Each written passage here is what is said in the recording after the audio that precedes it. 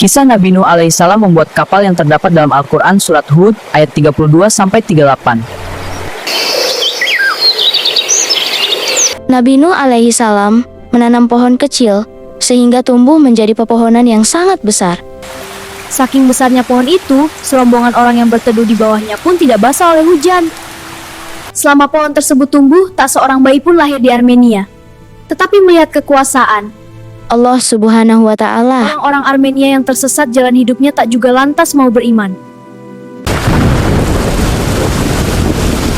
selama ratusan tahun Nuh berdakwah, mereka hanya mendebatnya saja. Kami sudah muak berdebat denganmu, Nuh. Buktikan bahwa azab Tuhanmu itu memang ada. Kata seorang pembesar kaum itu. Jika kamu tak berdusta, pasti azab itu telah lama datang. Bukan aku yang mendatangkan azab, tetapi Allah Subhanahu wa Ta'ala. Sahut Nabi Nuh bersabar. Azab datang kapanpun Allah menghendaki, dan pada saat itu tak seorang pun dari kamu yang mampu melepaskan diri dari kematian. Suatu hari Jibril turun menemui Nabi Nuh, "Ya Rasulullah alaihissalam, Allah memerintahkan Anda dan kaum muslimin buat bahtera besar di puncak bukit." Kata sang malaikat, Nabi Nuh mendengar dengan takzim, "Gunakan kayu-kayu pembuat bahtera dari pohon besar yang pernah kau tanam, dan pergunakanlah waktu dengan sebaik-baiknya ya Rasulullah, sebab azab Allah akan segera datang." Setelah itu Jibril pun pergi. Setelah Nabi Nuh alaihi salam menerima perintah dari Allah Subhanahu wa Ta'ala melalui malaikat Jibril, Nabi Nuh segera mengumpulkan para sahabatnya, yaitu semua kaum muslimin yang mau mengikuti ajarannya. Nabi Nuh alaihi salam kemudian menyampaikan kepada pengikutnya bahwa Allah Subhanahu wa Ta'ala memberikan petunjuk kepada kita semua bahwa azab Allah akan segera datang. Untuk itu, kita harus membuat sebuah kapal sebelum azab itu datang. Sekarang marilah kita bekerja keras dan tak membuang-buang waktu lagi untuk membuat kapal besar.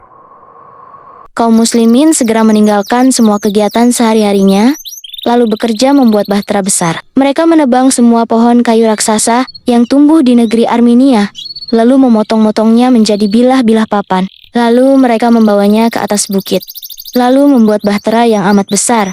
Melihat hal itu, semua orang kafir tertawa. Di musim kemarau, membuat kapal di atas bukit, mereka menganggap itu adalah perbuatan gila.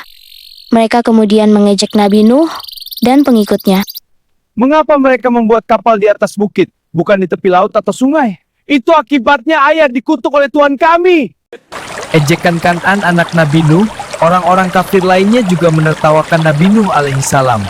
Nabi Nuh alaihi salam selanjutnya menjawab ejekan dari orang-orang kafir dengan kata-kata yang penuh kesabaran. Dan ketika tiba saatnya kalian akan tahu siapa yang akan ditimpa azab yang kekal dan menghinakan. Kata Nabi Nuh akhirnya kepada pemimpin Armenia yang terus mengejeknya. Ya, sesuatu yang menghinakan, seru pengikut Nabi Nuh. Tiba-tiba datang serombongan orang Armenia naik ke atas kapal, lalu membuang semua kotoran menjijikan di dalamnya. Nabi Nuh menjadi sedih. Para pengikutnya saling berpandangan putus asa. Bagaimana mungkin membersihkan kotoran sebanyak itu, pikir mereka. Sambil tertawa puas, orang-orang kafir itu pergi. Tinggal seorang borok dan pincang belum membuang kotoran, tetapi atas kehendak Allah, ia terpeleset dan jatuh dalam tumpukan kotoran. Terjadilah mukjizat, tubuhnya yang borok menjadi mulus dan kakinya pulih kembali setelah badannya bergelimang kotoran teman-temannya. Melihat hal itu, orang-orang Armenia terkejut. Mereka pun berbondong-bondong ke atas kapal untuk mengambil kembali sampah menjijikan yang sudah mereka buang untuk dijadikan obat. Atas pertolongan Allah, kapal mereka kini bersih kembali. Kemudian turun perintah Allah Subhanahu wa Ta'ala agar mereka juga mengumpulkan setiap jenis hewan sepasang-sepasang dan dimasukkan dalam bahtera itu. Kan'an dan ibunya termasuk orang-orang yang mentertawakan kaum muslimin. Ketika melihat mereka berdua, sang nabi berjalan menghampirinya dan berkata dengan lembut, "Ini adalah kesempatan terakhir untuk bertobat sebelum azab Allah tiba. Aku sangat kalian berdua menyadari semua kesalahan selama ini." "Nuh," potong Kan'an tiba-tiba dengan ketus. "Kami tak butuh semua ocehanmu." Nabi Nuh termangu sedih. "Kenapa tak memanggilku ayah, anak?" Sebab aku tak ingin punya seorang ayah tidak waras, seperti kamu. Ujar Kan'an sambil mengajak ibunya pergi.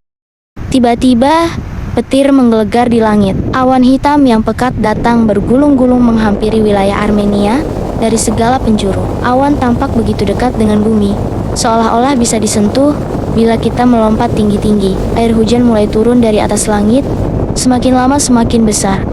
Nabi Nuh menghampiri sahabat-sahabatnya dan berseru azab. Allah telah datang lalu turun perintah Allah agar Nabi Nuh dan para sahabatnya segera memasuki bahtera raksasa buatan kaum muslimin. Dan kekuasaan Allah Subhanahu wa Ta'ala, semua jenis hewan dan kaum muslimin dapat tertampung di dalam bahtera raksasa itu. Setelah itu pohon-pohon tercabut dari akarnya dan berterbangan. Pasir pun berhamburan memasuki mulut dan telinga kaum yang ingkar. Petir meledak, ledak menyambar-nyambar. Orang-orang Armenia jatuh bergulingan karena tersandung. Mereka terus berlari mencari tempat berlindung. Wajah mereka kini pucat pasi. Rasa takut menyergap diri masing-masing. Hujan lebat tumpah dari langit. Bahkan dari sela-sela tanah air juga keluar dengan derasnya. Seluruh wilayah kota sudah digenangi air sampai ke lutut, sementara air terus naik dan naik. Mereka amat ketakutan dan bercampur bingung. Mereka berlarian tak tentu arah. Air di kota terus naik hingga ke atap-atap rumah penduduk. Sambil tersaruk-saruk, orang-orang kafir berlari ke atas bukit dan gunung-gunung di sekitar negeri Armenia. Kaum muslimin tenggelam dalam zikir. Mereka melantunkan doa yang kemudian diabadikan dalam Al-Quran. Dengan menyebut nama Allah di waktu berlayar dan berlabuh. Sesungguhnya Tuhanku benar-benar Maha Pengampun lagi Maha Penyayang. Quran Surat Hud 11 ayat 41. Tiba-tiba kapal Nabi Nuh mulai bergoyang karena terdorong air. Kapal mulai berlayar ke tengah badai dan hujan deras yang bergemuruh. Sementara itu kaum muslimin yang berada dalam kapal sedang berdoa kusuk dalam kapal. Sedangkan orang-orang kafir tengah menangis dan menjerit ketakutan. Dalam gelapnya cuaca, mereka mencari-cari tempat berlindung gunung dan bukit. Mereka mendaki gunung yang gersang karena pohon-pohonnya sudah tercabut dan diterbangkan angin. Dan akibatnya, gunung menjadi licin, tersiram hujan. Petir tak henti-hentinya menyambar dan meledak dekat telinga. Dari kejauhan Nabi Nuh manggil anaknya Kanen. Dia meminta Kanen naik ke atas kapal, namun Kanen menolak. Akhirnya Kanen mati bersama orang-orang kafir lainnya.